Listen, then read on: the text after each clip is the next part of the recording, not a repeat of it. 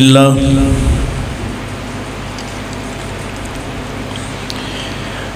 الحمد للہ نحمده ونستعینه ونستغفره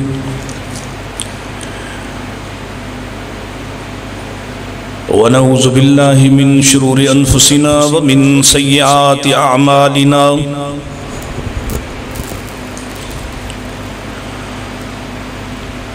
من يهده الله فلا مضل له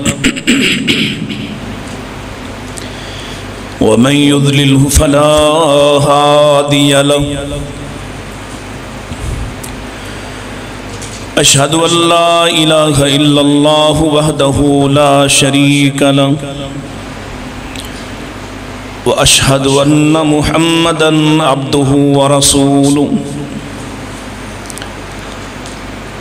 أرسله الله بالحق بشيرا ونذيرا وداعيا إلى الله بإذنه وسراجا منيرا اللهم صل على محمد وعلى آل محمد كما صليت على إبراهيم وعلى آل إبراهيم إنك حميد مجيد اللهم بارك على محمد وعلى آل محمد كما باركت على إبراهيم وعلى آل إبراهيم إنك حميد مجيد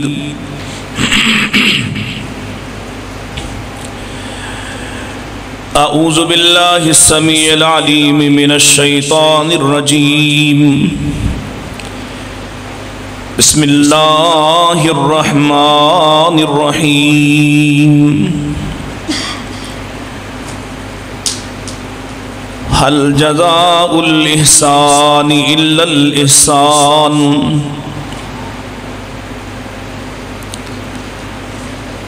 فبأي آلاء ربكما تكذبان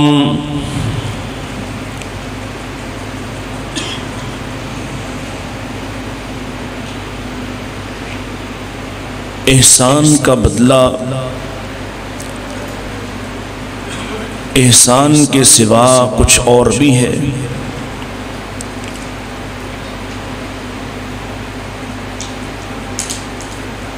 پھر تم کون کون سی اللہ کی نعمتوں کو جھٹلاؤ گے؟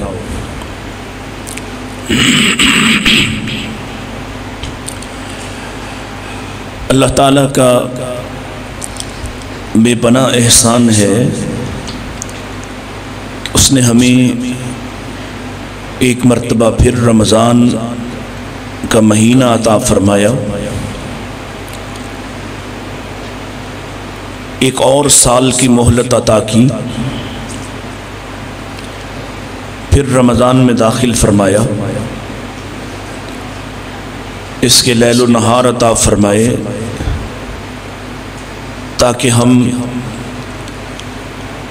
اپنی سالانہ اور زندگی بھر کی بچ جانے والی کوتاہیوں، خطاؤں اور گناہوں کو اللہ سے معاف کروا سکیں۔ ایک بار پھر وہ جنت کے دروازے کھولے ہوئے، جہنم کے دروازے بند کیے ہوئے،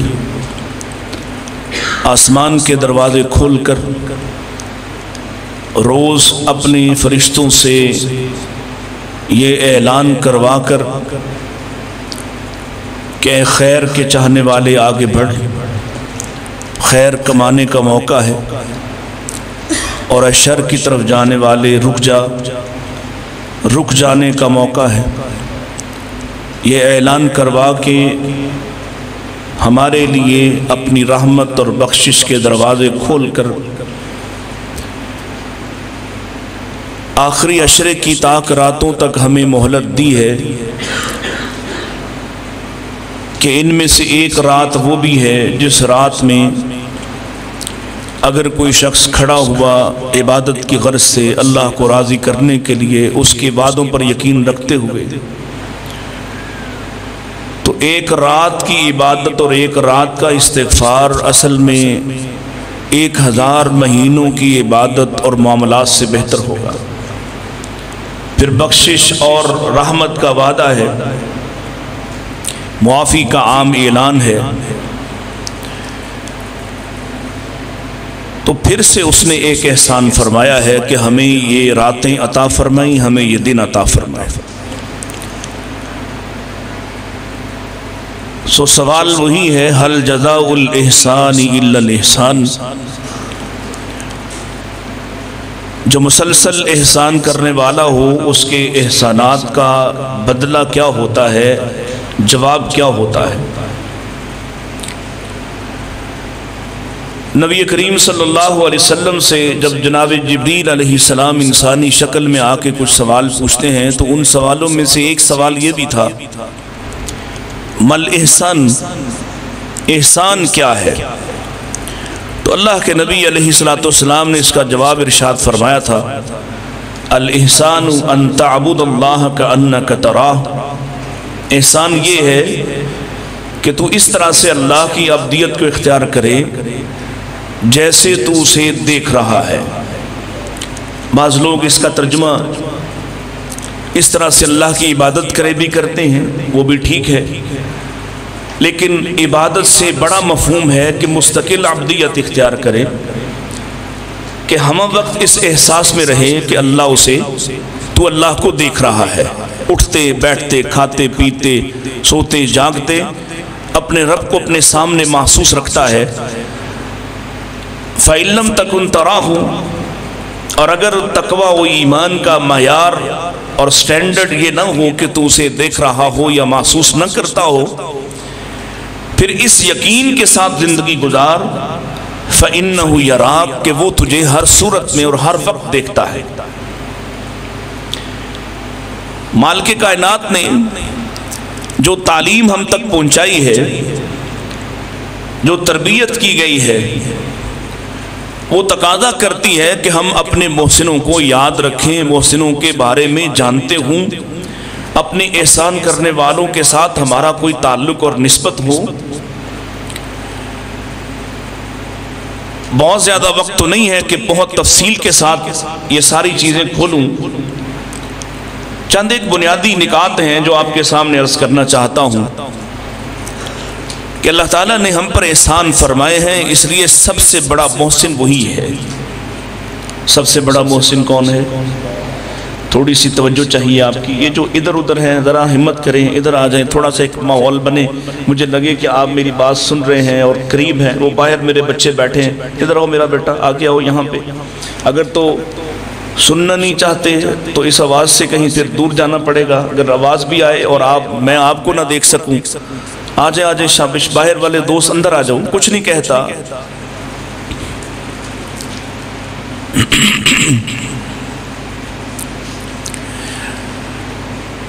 سب سے بڑا محسن کون ہے؟ ہم دنیا میں کہتے ہیں کہ محسنوں کو یاد رکھنا چاہیے، اور کہیں نہ کہیں ہم بھی شکوہ کر رہے ہوتے ہیں کہ ہم نے فلاں شخص پر احسان کیا اور اس نے اس کا بدلہ نہیں چکایا، فلاں رشتہ دار پر احسان کیا، اس نے اس طرح سے اس احسان کو نہیں لیا۔ اور ایک جملہ اس حوالے سے بھی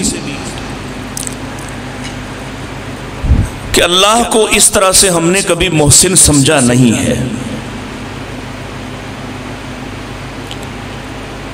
ہم اس کے زیر بار ہیں جو ہمارے سامنے ہے، فزیکلی موجود ہے، کہیں نہ کہیں والدین کے سامنے بھی کوئی رشتہ دار ہے، کوئی ہمیں جاب دینے والا ہے، کوئی ہماری سفارش کرنے والا ہے، تو ہم تھوڑا بہت ایک مروت محسوس کرتے ہیں کہ اس نے ہم پر احسان کیا ہے، اور ہم اب اگر احسان ناشناسی بھی کرنا چاہیں تو پھر بھی تھوڑی بہت مروت ہوتی ہے، اور آخر کار اگر مروت نہ ہو تو انسان بالکل احسان محسن کش ہو جاتا ہے۔ لیکن اللہ تعالیٰ کے بارے میں یہ نہیں سوچتے کہ اس نے ہم پر کتنے احسان فرمائے ہیں. اور اگر کہیں یہ موضوع، یہ عنوان عام طور پر سننے سنانے کو بھی ملے تو بس اس حد تک ہوتا ہے کہ اللہ کے بہت احسانات ہیں اور وہ گنے نہیں جا سکتے. چلو گنے نہیں جا سکتے، سمجھے تو جا سکتے ہیں، گنے نہیں جا سکتے. اللہ نے کیا کیا احسان کیا یہ گن نہیں سکتا کوئی، لیکن اس کے کچھ احسانات کو یاد تو کیا جا سکتا ہے، ان کا کوئی احساس تو پیدا ہو سکتا ہے. کوئی اپنے دل کے اندر اس احسان کرنے والے محسن کے لیے محبت تو پیدا ہو سکتی ہے. دنیا میں ہم کسی احسان کرنے والے کو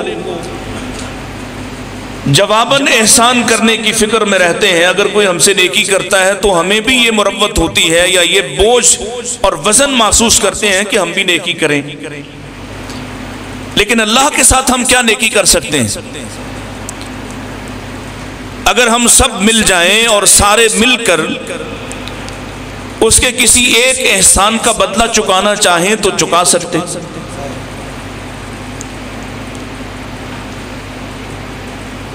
جو آپ کو میرے رب نے یہ جسم عطا فرمایا ہے، اس جسم کے مختلف اعضاء ہیں، ان اعضاء میں سے کسی ایک عضو کا بھی احسان نہیں چکایا جا سکتا،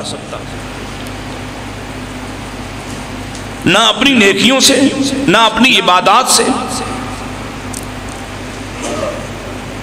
نہ لوگوں پر احسان کر کے ایک احسان کا بدلہ نہیں چکا سکتے. لیکن سوال یہ ہے کہ حل جزاء الاحسان الا الاحسان، کیا احسان کا بدلہ احسان نہیں ہوتا؟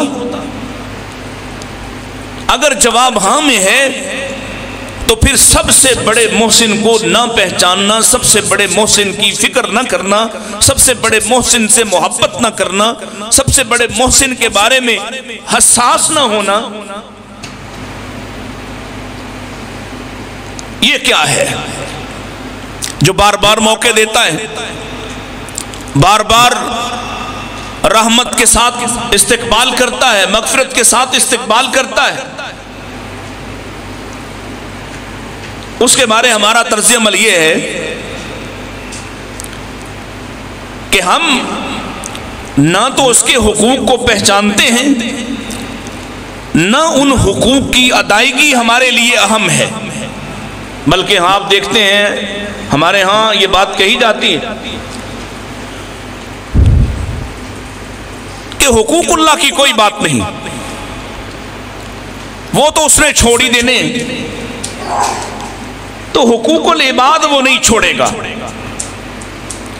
حالانکہ یہ فکر انتہائی غلط ہے. یقیناً حساب ہو سکتا ہے، حقوق العباد کا بھی ہوگا، لیکن سب سے پہلے جہاں سے شروع کرے گا وہ اس کا اپنا حق ہے. سب کو سب کچھ معاف کر سکتا ہے، مگر اپنے حق میں کوئی زیادتی کرے تو اس کو معاف نہ کرنے کا اس نے اعلان کر رکھا ہے. یہ بات سمجھتے ہی نہیں ہے، اپنی مرضی کا ایک عقیدہ بنایا ہوا ہے. حالانکہ وہ یہ کہہ رہے ہیں ان اللہ لا یغفر، وہ نہیں معاف کرے گا. کس کو؟ کسی زنا والے کو. وہ تو زانیوں کو بھی معاف کر دیتا ہے. کسی قاتل کو، وہ تو 100 انسانوں کے قاتل کو بھی معاف کر دیتا ہے. کس کو معاف نہیں کرے گا؟ ایشرک بہ، جس نے اس کے حق پہ ڈاکہ ڈالا، جس نے اس کا حق نہ دیا اس کو، اور اس کے حقوق میں کسی دوسرے کو شریک ٹھہرایا. وَيَغْفِرُ مَا دُونَ ذَلِكَ لِمَن يَشَاءُ، اور وہ اتنا با اختیار ہے کہ باقی تمام کے تمام حقوق بھی معاف کر دے تو اسے کوئی پوچھنے والا. اپنا عقیدہ، نقطہ نظر، زاویہ نگاہ درست کیجئے. وہ سب سے بڑا محسن ہے. اس کے بارے اس طرح اور کہ سب سے پہلے انسان ہے، سب سے پہلے رحمان ہے، سب سے پہلے خالق ہے، خالق کے حقوق ہیں، اور جو شخص خالق کے حقوق دیتا ہے اور اس کے حقوق کی فکر کرتا ہے وہی فرد اصل میں انسانوں کے حقوق، بندوں کے حقوق بھی وہی ادا کرتا ہے۔ مگر نہ خالی بندوں کے حقوق سے بات چل سکتی ہوتی تو آپ سے زیادہ خیال رکھنے والے ہیں یورپین، ان سب کو جنت میں ہونا چاہیے تھا۔ اچھا، وہ جو محسن ہے، جو سب سے بڑا احسان کرنے والا ہے، اور اس کے احسانات کہاں سے کہاں شروع ہوتے ہیں اور کہاں تک چلتے ہیں، ان کی فکر نہیں کرتا۔ اور وہ پوچھ رہا ہے یا ایھا الانسان ما غرک بربک الکریم، اے انسان، اے وہ انسان جو میری رحمت اور میرے احسان کے بغیر کچھ بھی نہیں، کہ تم پہ ایک زمانہ ایسا گزرا ہے لم یکن شیئا مذکورا، تمہارا تو کوئی نام بھی نہیں تھا، تمہاری کوئی حیثیت ہی نہیں ہے، میں نے تم پر احسان کیا ہے۔ جس نے احسان کیا، جس نے شکل بنائی، شکل بنانے سے بھی پہلے جس نے ماؤں کے رحم میں اس نطفے کو قرار دیا، اس نطفے کو مضغہ بنایا، علاقہ بنایا، جس نے اس پر رنگ روپ چڑھایا، جس نے نئے نقوش بنائے، جس نے ماؤں کے رحموں کے اندر پالا، خوراک پہنچائی، وہ جو ماں کے وجود سے نکلنے کا راستہ فراہم کرتا ہے، جب یہ باہر آتا ہے چلنا کھانا پینا اختیار پاتا ہے تو بگڑ جاتا ہے، محسن کو فراموش کر دیتا ہے۔ ما غرک بربک الکریم، اپنے رب کے بارے میں تمہارا کیا نقطہ نظر ہے، وہ تمہارا کیسا محسن ہے؟ کتنے لوگ ہیں، کتنے بچے ہیں جو ماؤں کے رحموں میں ابتدائی سٹیجز پر ہی ان کو ختم کر دیا جاتا ہے، کتنے ہیں جو ناقص بنتے ہیں، کتنے ہیں جو ماؤں کے رحموں کے اندر ہی مر جاتے ہیں، کتنے ہیں جو پیدا ہوتے زچگی کے دوران مر جاتے ہیں، کتنے ہیں جو کم سنی میں سنے شعور کو پہنچنے سے پہلے اس دنیا سے چلے جاتے ہیں، جنہیں اپنے ہونے کا احساس تک نہیں ہوتا۔ وہ کون ہے جس نے ہر مرحلے پر تمہاری حفاظت کی ہے، تمہیں پالا ہے، تمہیں پروان چڑھایا ہے، لوگوں کو تمہاری ذمہ داری پہ لگایا ہے، خاندانوں کے حوالے کیا ہے، وہ خاندان تمہیں محبت سے پروان چڑھاتے ہیں، کھلاتے پلاتے ہیں، جگر کا ٹکڑا بنا کے رکھتے ہیں، تم سمجھتے ہو یہ خود بخود ہو رہا ہے؟ اس کے پیچھے کوئی اور نہیں۔ کبھی کبھی وہ پھر نشانی دکھاتا ہے کہ پیدا ہونے سے پہلے ماں اور باپ دونوں چل بستے ہیں، تو جن دھکوں سے اور جن تکلیفوں سے یہ پلتا ہے، اس سے پوچھو ماں باپ کیا ہوتے ہیں، ان یتیم خانوں میں پلنے والوں سے پوچھو خاندان کیا ہوتے ہیں، ان سے پوچھو باپوں کے بغیر زندگی کیا ہوتی ہے۔ یہ کون احسان کر رہا ہے؟ اور وہ محسن جو سب سے بڑا احسان کرنے والا ہے، وہ سوال کر رہا ہے حل جزاء الاحسان الا الاحسان، ہے کوئی بدلہ؟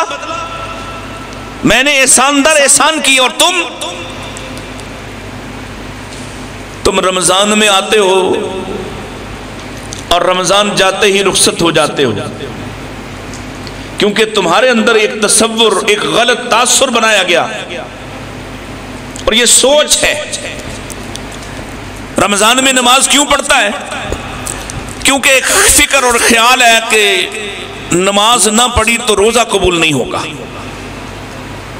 ایسا ہی ہے جی، نماز نہ پڑھی تو یہی وجہ ہے رمضان جاتا ہے تو نماز سے بھی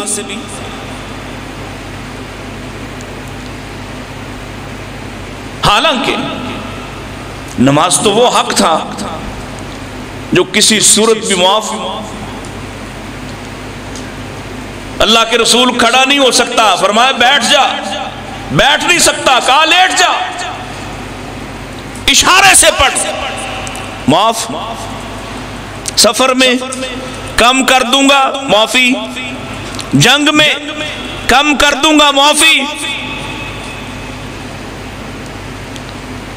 और रमजान के बाद सारी माफ अगले साल तक के लिए। क्योंकि गलत फहमी ये पाई, दिमाग दिल में ये बसाई कि वो उसका हक है, वो छोड़ देगा। हालांकि रोजे से इसका ताल्लुक नहीं है, रोजे की कबूलियत से इसका ताल्लुक नहीं है, ये उसका वो हक है कि जिसके बगैर दीन ही बाकी नहीं बचता। नबी करीम अलैहिस्सलाम ने इरशाद फरमाया, अस्सलातु इमादुद्दीन, नमाज दीन का सुतून है, सुतून जिस पर ये छत टिकी हुई खड़ी है। मन अकामहा अकाम फकद अकामद्दीन, जिसने इसको खड़ा किया, इसका ख्याल रखा, उसने गोया दीन को खड़ा किया, दीन कायम किया। वमन हदमहा फकद हदमद्दीन, जिसने नमाज को गिराया, इस सुतून को गिराया, गोया उसका दीन गिर गया। अब वो सवाल फिर वही, हल जज़ाउल एहसान इल्लल एहसान, चूंकि तुमने रब को मोहसिन माना नहीं, मोहसिन मानते फिर तुम सजदे करते, फिर तुम्हारी जबीन के अंदर सजदे तड़प रहे होते, फिर तुम्हारा रकू क़याम और तरह का होता, फिर तुम्हारी आंखें बरस रही होती, फिर तुम्हारी टांगें कांप रही होती। तुमने मोहसिन माना नहीं, लिहाजा तुम्हें फिक्र भी नहीं। रमजान जाता है, एकदम मस्जिदें सुनसान पड़ जाती हैं। नबी करीम अलैहिस्सलाम से पूछ, जन्नत जा रहे हैं ना, रमजान रोजा रख के जन्नत पाने वाले, सुन लें। नबी करीम अलैहिस्सलाम से एक शख्स ने सवाल पूछा, अखबिरनी बिअमलिन या रसूलुल्लाह इज़ा अमिलतहु दखलतुल जन्ना, जब मैं वो करूं तो जन्नत चला जाऊं, ऐसा अमल बताइए। क्या फरमाया था? 3 बातें। पहला हक अल्लाह का, फरमाया ला तुश्रिक बिल्लाहि शैया, अल्लाह के साथ किसी को शरीक। व इन उज़्ज़िबता औ हुर्रिकता, अगर तुझे आजाद दिया जाए, अगर तुझे जला दिया जाए, फिर भी अल्लाह के साथ किसी को शरीक, ये अल्लाह का हक है। दूसरी बात, जन्नत जाने के लिए दूसरा स्टेप, दूसरा दर्जा, काम क्या करना है? वाते वालिदैन, वालिदैन की अताअत कर। व इन अखरजाका मिन मालिक व मिन कुल्ली शैइन हुवा लक, अगर वो तुझे तेरे माल से, तेरे घर से, तेरे कमाए हुए माल से तुझे निकाल बाहर करें और तेरी हर चीज से निकाल दें, फिर भी उनकी अताअत कर। तीसरी बात, जन्नत जाना चाहते हो तो तीसरा काम ये पकड़ लो, वला तत्रुकिस सलाता मुतअम्मिदन, जानबूझकर नमाज न छोड़ना, जानबूझकर। कि मन तरक सलाता मुतअम्मिदन फकद बरिअत मिन्हु ज़िम्मतुल्लाह, जो शख्स जानबूझकर नमाज छोड़ देता है, अल्लाह अपना जिम्मा इससे उठा लेता है, अल्लाह अपना ताल्लुक ही खत्म कर देता है। ताल्लुक तो इसने समझा ही नहीं है। ताल्लुक समझता, उसके एहसानात को मान रहा होता, तो यूं जिंदगी गुजारता, इतना बेफिक्र। और वो देखो कैसे एहसान कर रहा है, हर नमाज के बाद दूसरी नमाज की मोहलत देता है कि चलो अब ही आओ, मेरे सामने झुको, मेरे सामने आओ, तहारत करो, वुजू करो, मैं वुजू के साथ ही तुम्हारे गुनाहों माफ कर दूंगा, नमाज पढ़ो, नमाज के साथ ही तुम्हें साफ कर दूंगा, चलो जुमा के जुमा आ जाओ, सही तरह से हफ्ते बाद भी दिल से माफी मांगो और फिर ठीक हो जाओ। रमजान आ गया है, साल बाद ही लौट आओ, दिल से आओ, اپنی کیفیت کو پہچانو، اپنی حیثیت کو جان لو، میں تمہیں معاف کر دوں گا۔ تاک راتیں آ گئی ہیں، ان راتوں میں ایک رات وہ ہے، اس امت کی عمر تھوڑی ہے، اس کے اعمال بھی تھوڑے ہوں گے، لیکن میں تھوڑے کے پیسہ زیادہ کرتا ہوں، تمہیں موقع دے رہا ہوں۔ ان 5 میں سے ایک رات وہ ہے کہ اگر تم اس رات کو جاگ لو، اللہ سے مانگ لو، تو تمہاری اس رات کے جاگنے اور مانگنے کی بنا پر میں تمہیں 1000 مہینے سے بہتر رات عطا کر دیتا ہوں۔ ایک رات، 5 میں سے یقیناً ایک، اور وہ مفتی جو پچھلے سال تک یہ کہتے تھے کہ وہ رات سعودی عرب والی ہوگی، چلو اس دفعہ ہم ان کے اس فتوے سے بھی بچ گئے کہ سعودی عرب میں بھی آج 23ویں ہے اور پاکستان میں بھی، حالانکہ رب صرف سعودی عرب کا رب، وہ پاکستان کا بھی رب ہے، جہاں اس وقت دن ہے ان کا بھی رب ہے، جہاں کل رات کو رات آئے گی 23ویں، وہ ان کا بھی رب ہے۔ لیکن چلو آسانی ہو گئی، موقع دے رہا ہے، آ جاؤ، اتنے گناہ لے کر آ جاؤ، ان میں شرک نہ ہو کہ زمین سے آسمان کے کناروں کو جا چھوئیں، میں پھر بھی احسان کرتا ہوں، تمہیں معاف کر دیتا ہوں۔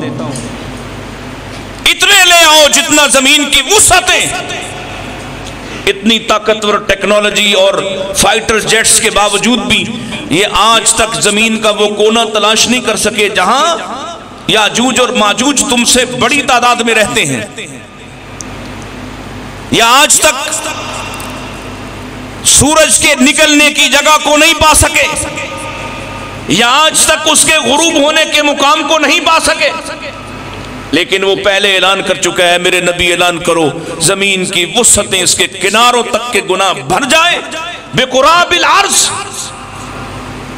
جہاں زمین ختم ہو جاتی ہے وہاں تک بھی تمہارے گناہ چلے جائیں، لیکن شرط ایک ہے، میرے ساتھ احسان کشی نہ کی تم نے، میرے ساتھ کسی دوسرے کو میرے جیسا نہ بنایا، اسماء و صفات میں کسی دوسرے کو وہ صفات نہ دی، میری ذات کے ساتھ کسی کو دوسری ذات نہ بنایا، تو یہ اتنے بڑے گناہ لے کر، اتنے وسیع گناہ لے کر بھی میرے پاس آ جاؤ تو میں احسان کروں گا، میں پھر تمہیں معاف کر دوں گا، اور جتنے گناہ لے کے آتے ہو اس سے زیادہ مغفرت سے تمہارا استقبال کروں گا۔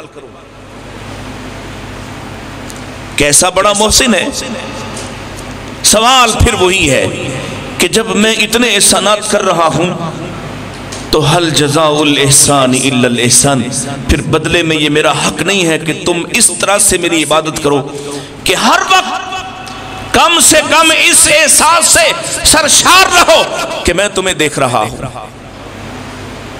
یہی احسان ہے نا جواباً، کہ میں تمہیں، اور کوئی ایسا لمحہ بھی ہے جب وہ نہ دیکھتا ہو، کوئی ایسی گھڑی بھی ہے جب وہ نہ دیکھتا ہو، کوئی ایسا پل بھی ہے جس میں وہ تم سے کبھی غافل رہا ہو، اس نے کبھی تمہیں چھوڑ دیا ہو، اس نے تمہارے لیے نظام نہ چلائے ہوں، اس نے تمہارے لیے آسمان سے بارشیں نہ برسائی ہوں، اس نے تمہارے لیے زمین کو غلہ اگلنے سے منع کر دیا ہو، اس نے تمہاری ضروریات زندگی بہم پہنچانے کے راستے مسدود کر دیے ہوں،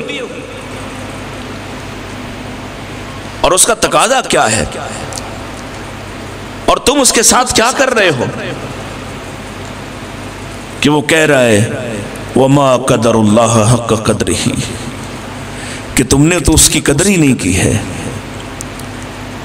لوگ اپنے جھوٹے خداؤں کے کتنے متوالے ہوتے ہیں، لوگ اپنے جھوٹے خداؤں کے کس قدر دیوانے اور پروانے ہوتے ہیں، اور تمہارا خدا سچا ہے، وہ تمہارا محسن ہے، اور تمہارا اس کے ساتھ رشتہ اور ریلیشن تعلق کیسا ہے؟ کیا یہ صرف رمضان کا محتاج تھا؟ کیا رمضان میں ہی نماز پڑھنی چاہیے تھی؟ کیا رمضان میں ہی فجر پڑھنی چاہیے تھی؟ آج کل تو تم اپنے کھانے کے لیے جاگتے ہو، اس کے تعلق کا پتہ تو تب چلے گا جب تم کھانے کے لیے نہیں اس کے لیے جاگو گے، پھر پتہ چلے گا کہ تم نے اس کے تعلق کو سمجھ لیا. آج کل تو کھانے کے لیے جاگتے ہو. کیوں بھئی؟ ایسا ہی ہے نا، کھانا نہ کھانا ہو تو جاگو. یہی مسجد ہوگی، کسی دن میں آ کے فجر پڑھ لوں گا. جس دن آپ کہیں بمشکل ایک صف بھی نہیں ہوگی. کیوں؟ اور باقی مہینوں میں رب کہیں چھٹی پہ چلا جاتا ہے، وہ اپنا حق معاف کر دیتا ہے، اس کا تقاضا بدل جاتا ہے، یا اس کے احسانات کا تسلسل اور سلسلہ اور رحمتوں کی بارشیں بدل جاتی ہیں. کیا ہوتا ہے؟ کیونکہ ادھر دماغ میں یہ فطور آیا ہوا ہے، ادھر بٹھایا ہوا ہے رمضان کافی ہے، روزے رکھ لیے، ان دنوں میں نمازیں بھی پڑھ لی، رمضان بڑا اچھا گزارا. پھر اس کے بعد اپنے محسنوں کو یاد رکھنا چاہیے کہ نہیں؟ یہ بتا دیں. آپ نے کسی پر احسان کیا ہو، وہ آپ کو یاد نہ رکھے، وہ آپ کا لحاظ نہ کرے، وہ آپ کے ساتھ مربت نہ رکھے، وقت آنے پر وہ کام نہ آئے، کیسا شکوہ ہوگا اور کتنی تکلیف ہوگی یا نہیں؟ تو اللہ بھی پوچھ رہے ہیں وَمَا قَدَرُ اللَّهَ حَقَّ قَدْرِهِ. کیا ہوا ہے کہ تم نے میری قدر نہیں کی ہے؟ وہ سبب بتا دو. مَا غَرَّكَ بِرَبِّكَ الْكَرِيمِ، میں نے تو اتنا کچھ تمہارے لیے کیا ہے، تم اپنا رویہ دیکھو. تمہارے رب سے کوئی حسین بولو. میں ڈانٹ نہیں رہا آپ کو کہ آپ چپ ہو جائیں. اللہ سے کوئی حسین ہے؟ دنیا ایک کائنات میں اللہ سے کوئی سچا ہے؟ کوئی پیار کرنے والا ہے؟ اسے کتنی محبت ہے تمہارے چہرے سے، اسے تم پر کتنا پیار آتا ہے، تمہارے ساتھ کتنا گہرا تعلق ہے کہ زمین سے آسمان تک تمہارے گناہ چلے جائیں، تمہاری بغاوت، تمہاری سرکشی کے باوجود رات کے کسی پل میں تمہیں صرف اس کی یاد آ جاتی ہے اور تم ایک دفعہ اسے پکارتے ہو تو وہ اپنے ملائے اعلیٰ کو بلا کے کہتا ہے دیکھو میرا بندہ ہے، مجھے پکار رہا ہے، اور وہ جواب دیتا ہے ایک کا، ہر ایک کا، ہر ایک کا. اگر کائنات میں زندہ 8 ارب اسے پکاریں تو وہ ہر ایک کو جواب دیتا ہے. اور کیا کہتا ہے؟ لبیک عبدی، حاضر میں بندے، بتا کیا چاہتا ہے. بیمار کو جب ساری دنیا چھوڑ جاتی، اس کے رشتہ دار، بیوی، شوہر، اولاد، والدین سب غافل ہو جاتے، تھک جاتے، نیند میں چلے جاتے، اس سے کراہ نکلتی ہے اللہ، اور ادھر سے آواز آتی ہے بتاؤ کیا کہنا چاہتے ہو، بتاؤ اس عاجزی قسم پرسی میں کہو تو صحیح کیا کہتے ہو. تم کوئی دعا مانگو ہم پوری کر دیتے ہیں، تم کچھ مانگو، کچھ چاہو. حل جزاء الاحسان الا الاحسان. ایسے محسن کے ساتھ یوں کیا جاتا ہے؟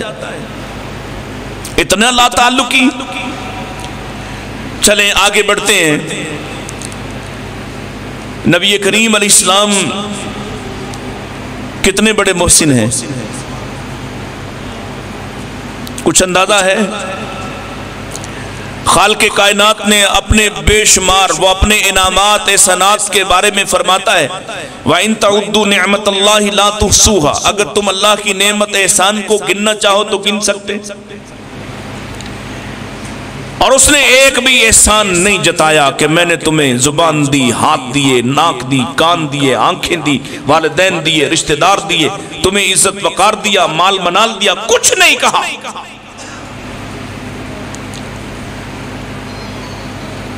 ایک احسان ایسا ہے جس پر وہ فرماتا ہے لَقَدْ مَنَّ اللَّهُ عَلَى الْمُؤْمِنِينَ.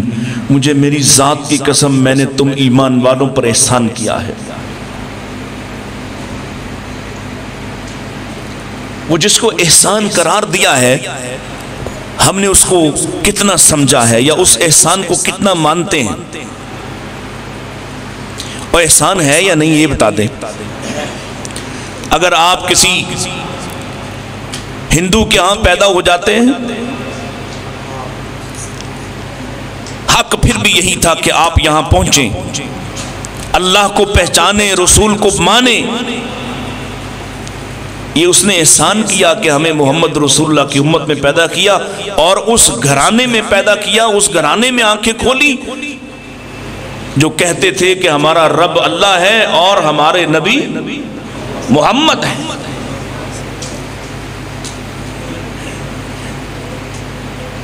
انہیں اس بات کا احساس تھا یا نہیں؟ بڑے بہترین مسلم تھے یا نہیں؟ کم سے کم یہ احساس تھا کہ ہم مسلمان ہیں۔ تم اگر مورتیوں کو پوجتے ہوئے بڑے ہوتے تو تمہاری محبتیں عقیدتیں کس کے ساتھ ہوتی؟ پھر ان عقیدتوں کو چھوڑ کر ادھر آنا پڑتا تو کتنا مشکل تھا۔ تو اللہ فرماتا ہے میں نے تم پر احسان کیا ہے۔ کتنا بڑا احسان؟ صرف ایک پہلو عرض کرتا ہوں، کیونکہ نبی کریم علیہ السلام کے احسانات تو اس قدر زائد ہیں، اس قدر زیادہ ہیں کہ ان کو گنا شمار کیا جانا آسان نہیں۔ اتنے پہلو ہیں کہ ایک مجلس میں بیان نہیں ہو سکتے۔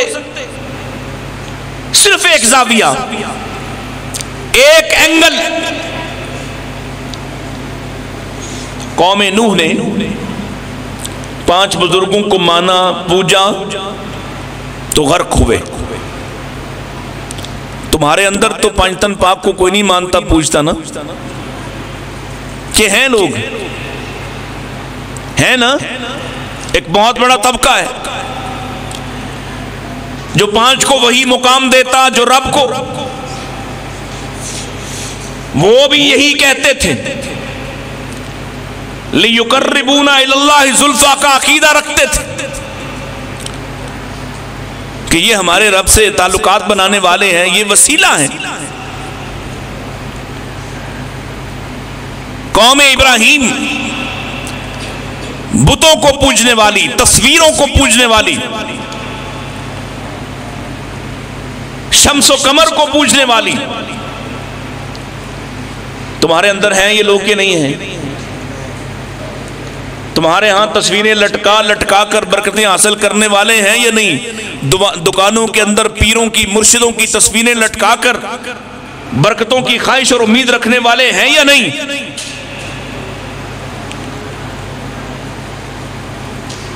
ایک ایک قوم کو دیکھتے جاؤ۔ قوم لوط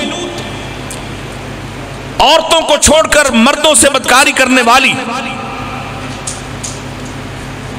اس جرم کی پاداش میں رب نے زمین سے اٹھا کر ان کی بستی کو جعلنا عالیہا سافلہا، اوپر نیچے کر دیا۔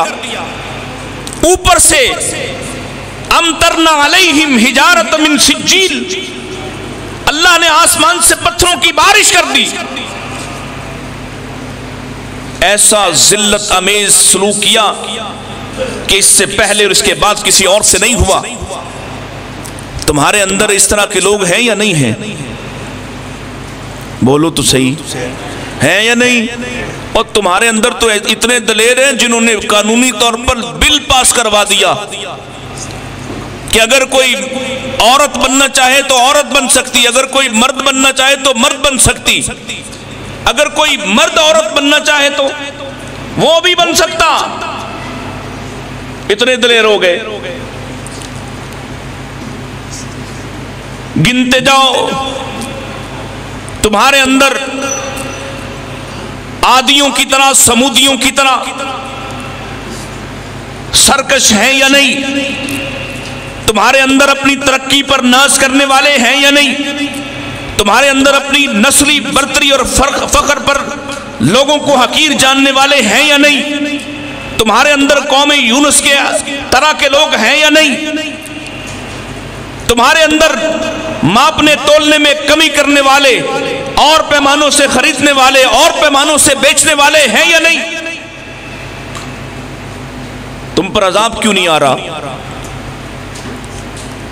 تمہاری شکلیں مس کیوں نہیں ہو رہی؟ انہوں نے ایک ہیلا بنایا،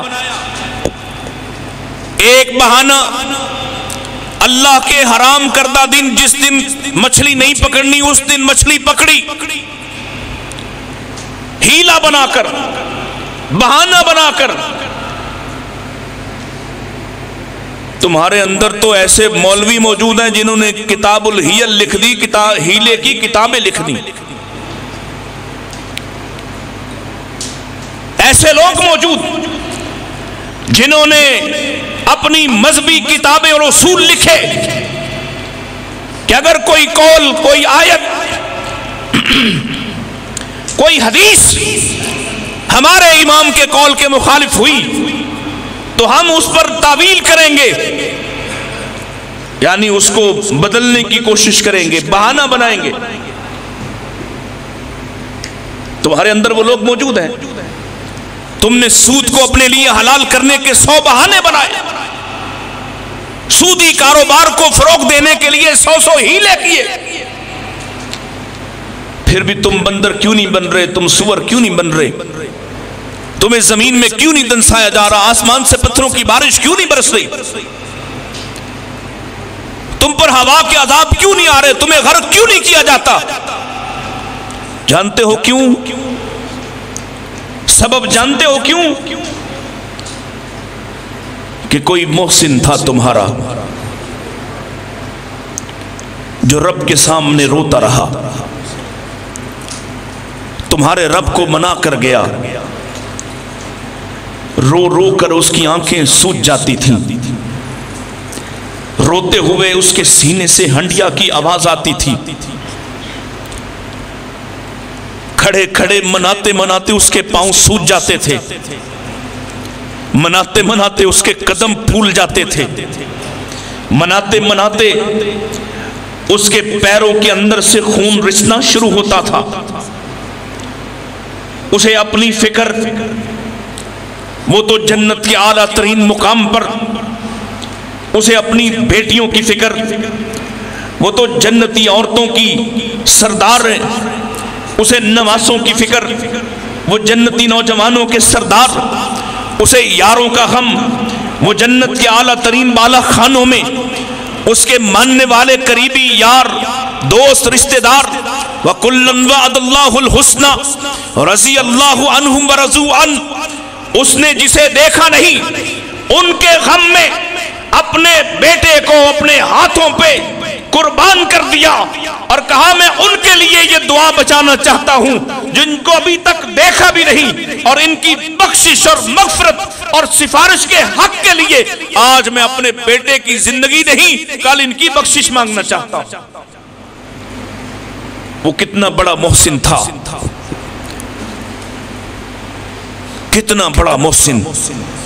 تو سوال ہے، حل جزاء الاحسان الا الاحسان؟ تم نے بدلہ کیا دیا؟ کیا تم نے پل پل اس کی اتباع کی؟ کیا تم نے پل پل اس کی اطاعت کو لازم سمجھا؟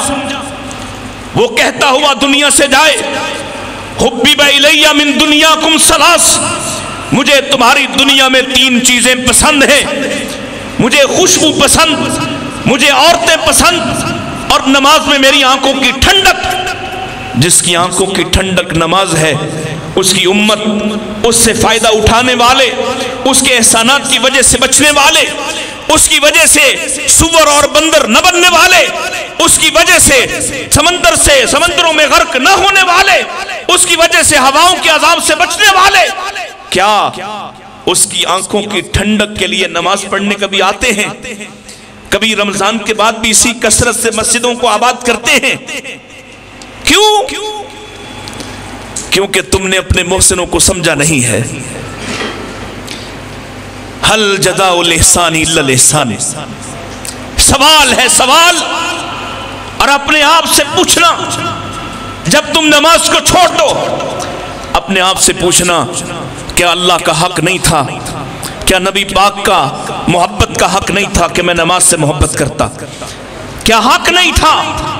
والدین کے ساتھ احسان سکھایا، تھوڑا بہت خیال کرتا ہے، وہ جس نے 9 مہینے پیٹ میں رکھا، 2 سال دودھ پلایا، وہ اس کا خیال کرتا ہے۔ تو جس نے تمہیں ایک ایک پل تمہاری حفاظت کی، سائنس کے احتیاج کی، چلو سائنس کو تو مانتے ہو نا، کہ لاکھوں جرسوں میں ماں باپ کے تعلق کے بعد لاکھوں جرسوں میں سفر کرتے ہیں ماں کے رحم کی طرف، وہ جس کو چن کر منتخب کر کے ماں کے رحم میں داخل کرتا ہے اور باقی سب کے سب موت کا شکار ہوتے ہیں، وہ تم ہو جو زندہ ہوئے، جس پر اس نے احسان کیا، وہ تم ہو جس کے لیے نبی دعائیں کرتا ہوا دنیا سے رخصت ہوا۔ تو تم نے اس کا بدلہ کیا دیا ہے؟ لا تعلقی، بے حسی۔ کیا محسنوں کے ساتھ ایسا کرنا چاہیے؟ تمہارے سامنے تو اس کا نام آئے تو نام پر اس کے لیے درود تک نہیں کہتے، تمہارے لب سل جاتے ہیں، تمہاری توجہ بٹ جاتی ہے، تمہیں بتایا جائے تمہاری منزل جنت ہے، وہاں تمہارے دونوں بڑے محسن ہوں گے،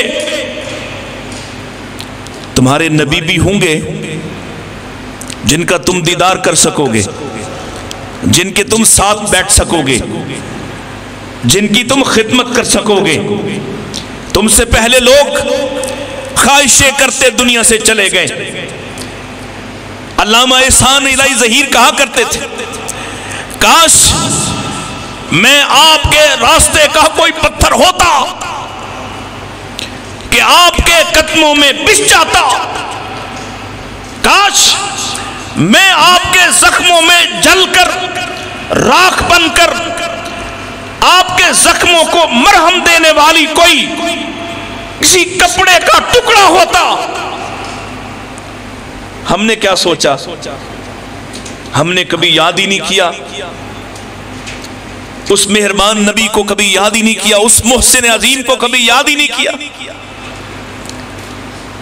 تیسرا پہلو، کرو گے یاد، اللہ کو یاد رکھو گے، اور جب کبھی بھولنے لگو تو اپنے سامنے یہ آیت یاد کر لینا، حل جزاء الاحسان الا الاحسان، وہ جس کے میرے اوپر احسانات کی تعداد شمار گنتی نہیں، میرا اس کے ساتھ کیسا رشتہ ہونا چاہیے، کیسا ہونا چاہیے، اس نے بیان کیا، والذین آمنوا اشد حبا للہ، وہ جو میرا ماننے والا ہو، میرے احسانات کا ماننے والا ہو، وہ میرے ساتھ شدید تر محبت رکھتا ہے۔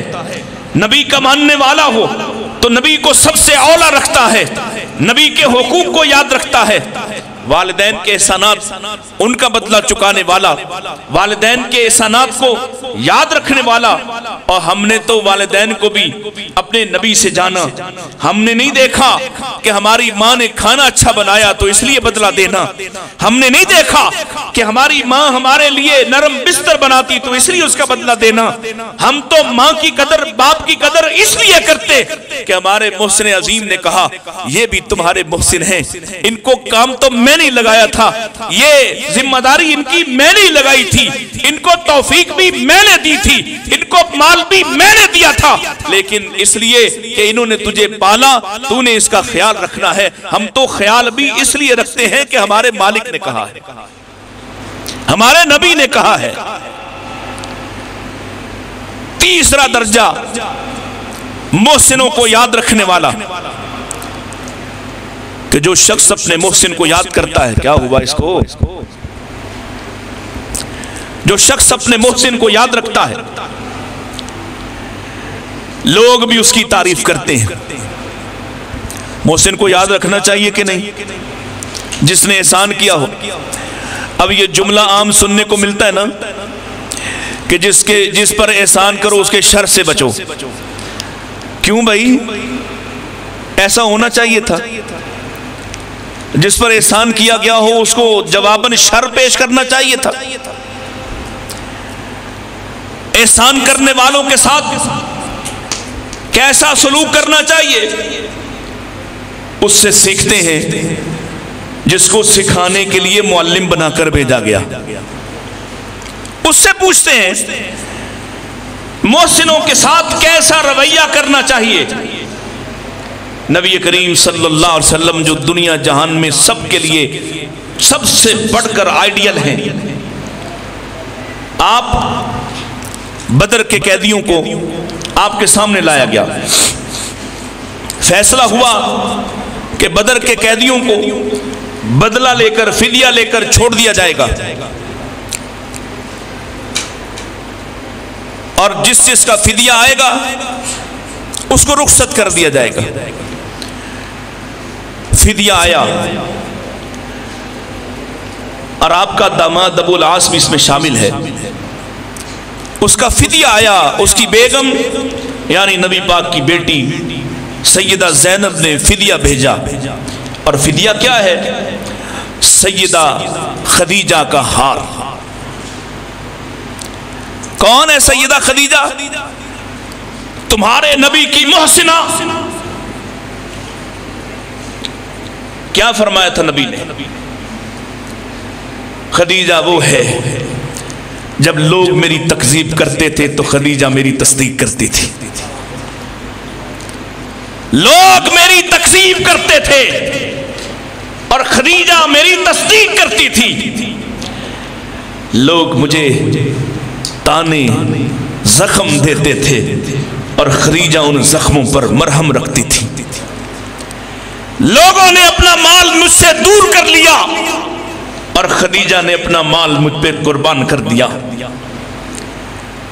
محسنہ ہے میرے نبی کی، اور نبی کو کیسے یاد ہے کہ میری ماں سیدہ عائشہ کہتی ہیں مجھے اپنے ساتھ والی برابر والیوں میں سے کبھی کسی پر آر نہ آئی، کبھی کسی پر رشک نہ آیا، کبھی کسی سے مقابلہ نہ ہوا، کیونکہ ان سب میں موجودہ میں سے سب سے زیادہ پیار بھی مجھے مل رہا ہے، توجہ بھی مجھے مل رہی ہے، عزت بھی سب سے زیادہ مجھے مل رہی ہے، لوگوں کی طرف سے بھی زیادہ خیال میرا رکھا، مقابلہ ہی کوئی نہیں۔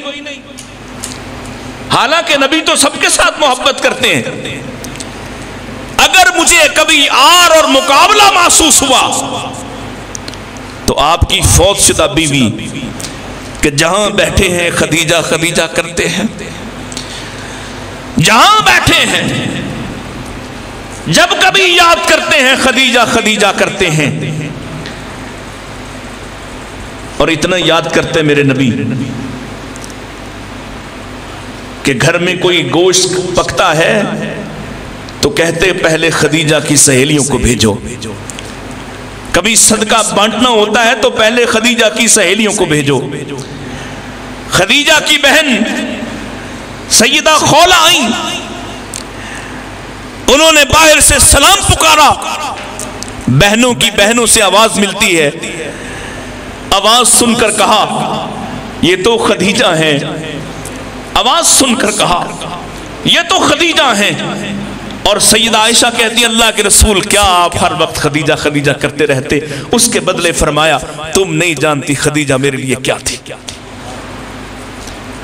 وہ تھی جو میری تصدیق کرتی تھی، میرے زخموں پہ مرہم رکھتی تھی، جس سے اللہ نے مجھے اولاد عطا فرمائی۔ محسنوں کو یاد رکھا میرے نبی نے۔ دوسرا واقعہ وہ بھی بدر سے، جب یہ قیدی سامنے آئے تو ان قیدیوں میں ایک قیدی مطعم بن عدی کا بیٹا جبیر بن مطعم بھی ہے۔ اور کون ہے یہ مطعم؟ کون ہے؟ ایک سردار مکہ کا جو فوت ہو چکا ہے، میرے نبی کا محسن ہے۔ کب؟ جب اللہ کے رسول طائف گئے، مکہ چھوڑ گئے تھے، طائف چلے گئے، طائف والوں نے بدترین سلوک کیا، واپس مکہ آنا چاہتے ہیں، مکہ سے باہر ایک منزل پر رک کر مکی سرداروں میں سے مختلف لوگوں کو پیغام بھیجا کہ مجھے تمہاری امان چاہیے، کیونکہ اس زمانے کے رواج کے مطابق شہر چھوڑ کر جانے والا پھر واپس آ رہا ہے تو اس کو یہ کرنا پڑے گا، وگرنہ فساد ہو سکتا ہے، حملہ ہو سکتا ہے۔ لہذا آپ نے اس زمانے کے مطابق پیغامات بھیجے، ہر کسی نے انکار کر دیا۔ یہ مطعم بن عدی تھا جس نے تمہارے نبی کو امان دی، احسان کیا۔ یہ اور اس کے بیٹے ہتھیار پہن کر نبی پاک کا دفاع کرنے آئے، اپنے حصار میں مسجد حرام میں لے کر گئے۔ اللہ کے رسول نے بیت اللہ کا طواف کیا اور انہوں نے اعلان کیا کہ محمد ہماری پناہ میں ہیں، خبردار کوئی آنکھ ان کی طرف اٹھا کر نہ دیکھے۔ یہ احسان آج میرے نبی کو یاد آیا۔ جب اس کا بیٹا سامنے قیدیوں میں دیکھا، اس کا فدیہ بھی نہیں، اس کے لیے کوئی سفارش بھی نہیں، اور میرے نبی یاد کرتے ہوئے اس کے والد کو فرما رہے ہیں، اگر آج اس کا باپ مطعم زندہ ہوتا اور وہ مجھ سے ان سب بدبودار یعنی ان قیدیوں کے بارے میں بات کرتا، میں اس کی وجہ سے ان سب کو چھوڑ دیتا۔ احسان کرنے والوں کو یاد رکھا کریں، تمہارے نبی کی سنت ہے محسنوں کو یاد رکھنا، محسنوں کو یاد رکھنا، محسنوں کو یاد رکھا کرو۔ تیسرا اور آخری واقعہ، نبی علیہ السلام کے خاندان نے آپ کو ایک دایا کے حوالے کیا جس کا نام حلیمہ تھا، جن کی بیٹی کا نام شیمہ ہے، اور یہ مفت میں وہاں نہیں رہتے تھے، پیسے دے کر، بدلہ اور معاوضہ دے کر آپ کی وہاں کفالت ہوتی نہیں، یعنی اس خاندان کی ضروریات سردار ابو طالب کے ابو عبد المطلب کے گھر نے اٹھائی تھی، بدلہ دیا تھا۔ کہتے ہو نا تم بھی، میں فلاں سے پڑھا ہوں تو کیا ہوا، ہم نے ٹیوشن دی تھی، ہم نے پیسے دیے ہیں، فلاں قاری صاحب میرے گھر آ کے پڑھاتے تو کیا ہوا، میں نے پیسے دیے اس بات کے۔ سن لو، یہ پیسے دے کر تمہارے نبی وہاں پلے بڑے ہیں، اور تحقیق کے ساتھ، ضمانت کے ساتھ کہہ رہا ہوں، انہوں نے احسان کر کے مفت میں آپ کو نہیں پالا تھا، بدلہ لیا تھا، لیکن دیکھو پھر بھی تمہارے نبی کا طرز عمل کیا ہے۔ ایک وقت میں سیدہ خدیجہ زندہ تھی، اس وقت کہ حضرت حلیمہ آئی تھی ملنے کے لیے نبی پاک سے، تو سیدہ خدیجہ نے ان کے ساتھ اتنا ساز و سامان، اتنا سامان دے کر بھیجا، اتنا ان کو نواز کر بھیجا کہ ایک انہی کا گھر نہیں، پورا قبیلہ کھا سکتا تھا۔ انہی کا گھر نہیں، قبیلہ کھا سکتا ہے۔ توجہ ہے میری طرف؟ پھر وہ وقت بھی آیا جب ان کا قبیلہ قیدی ہو گیا، مال مسلمانوں کے پاس منوں کے حساب سے چاندی، سونا، ہزاروں کے حساب سے بکریاں، اونٹ، سب مسلمانوں کے پاس، ان کے بچے غلام، ان کی عورتیں لونڈیاں، قیدی ہے سارے۔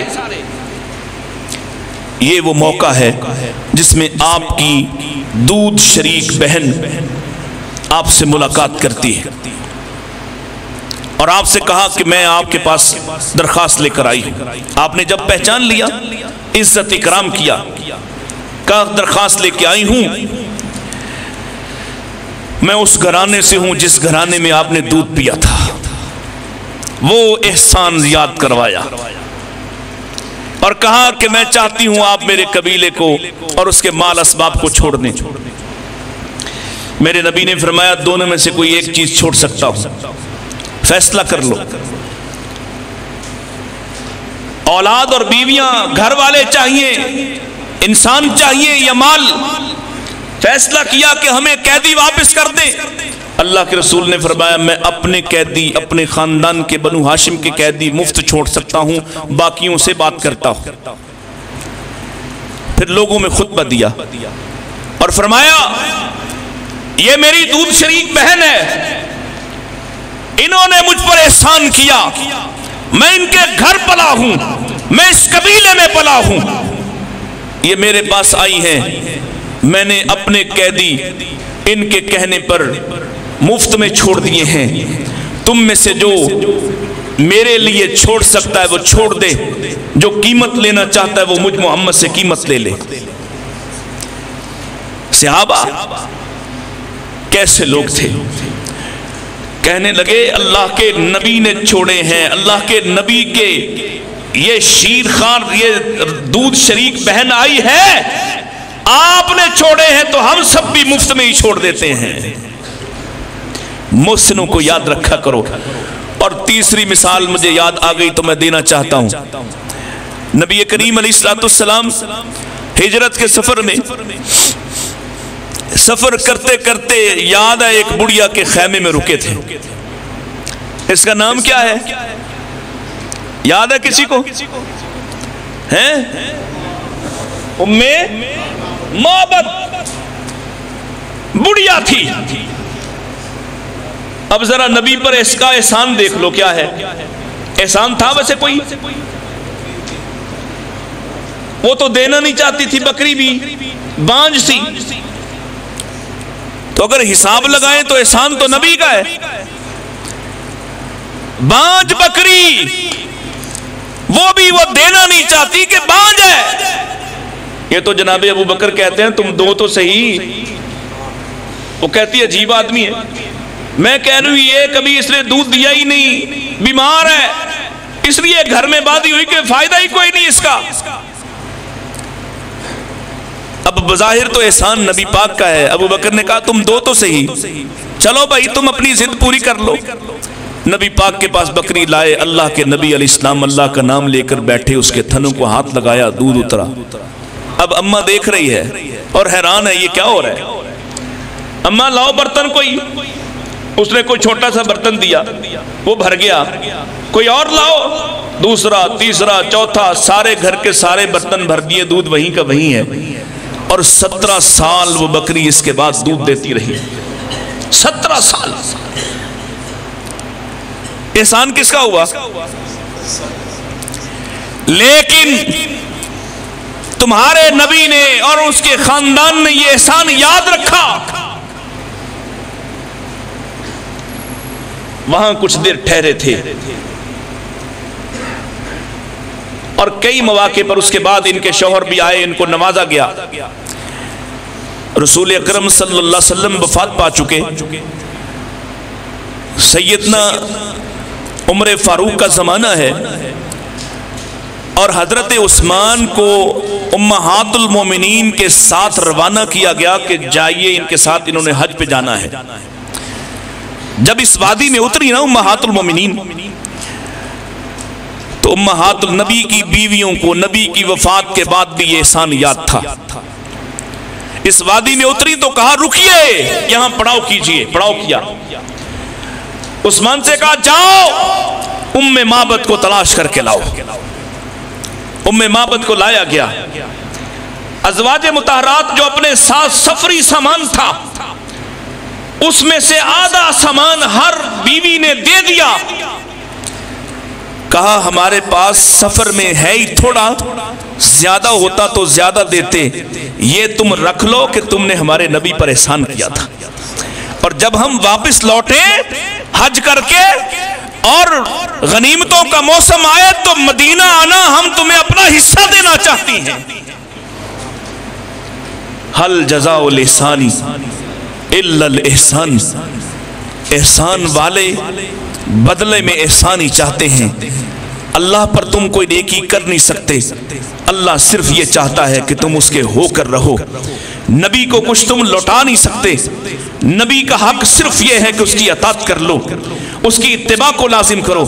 والدین کو کچھ تم کر نہیں سکتے، ان کا احسان چکانے کا ایک طریقہ دنیا میں یہ ہے وَاخْفِضْ لَهُمَا جَنَاحَ الذُّلِّ مِنَ الرَّحْمَةِ، اپنے کندھوں کو ان کے سامنے زندہ ہیں تو جھکا دو، اور ان کے لیے کیا کہو وَقُلْ رَبِّ ارْحَمْهُمَا كَمَا رَبَّيَانِي صَغِيرًا، زندہ ہیں تو بھی ان کے لیے دعا کر، فوت ہیں تو بھی ان کے لیے دعا کر۔ اور احسان جن پر کیا ہے ان کو جتانا نہیں، ان کو ستانا نہیں۔ لا تبطلوا صدقاتکم بالمن والعذاب، اپنے احسانات یاد کروا کے کسی کو پریشان نہیں کرنا۔ یاد رکھ اگر کسی کو احسان یاد کروا کے ستایا پریشان کیا تو تو ان لوگوں میں شامل ہو جائے گا جن کی طرف اللہ دیکھے گا بھی نہیں، جن سے اللہ بات نہیں کرے گا، جن کا اللہ حساب نہیں لے گا، کیونکہ ان 3 لوگوں کے بارے میں نبی پاک نے فرمایا ثلاثۃ لا یکلمہم اللہ یوم القیامہ ولا یزکیہم ولا ینظر الیہم، 3 بندے ایسے بدبخت جن کی طرف اللہ دیکھے گا نہیں، بات نہیں کرے گا، حساب نہیں لے گا۔ ان میں سے ایک العاق لوالدیہ، والدین کا نافرمان ہے، ومدمن الخمر، شراب کے نشے میں دھت رہنے والا ہے، والمنان، اپنے احسان کو لوگوں کے سامنے یاد کروا کے لوگوں کو شرمندہ کرنے والا، یہ اتنا برا ہے کہ اللہ اس سے بات نہیں کرے گا، اس کو دیکھے گا نہیں، اس کا حساب نہیں لے گا۔ اللہ ہمیں احسان کے بدلے میں احسان کرنے والا بنائے، اللہ اپنے احسانات کو ہمیشہ یاد رکھوائے۔ نبی ہمارے محسن ہیں، ان محسنوں کے بارے میں ہمارے نظریات کو درست کر دے، اللہ ہمیں یہ توفیق دے، ہم اپنے اساتذہ، اپنے والدین، اپنے رشتہ دار، جو بھی ہمارا محسن ہے اس کا حق ادا کرنے کی کوشش کریں۔ وآخر دعوانا ان الحمد للہ رب العالمین۔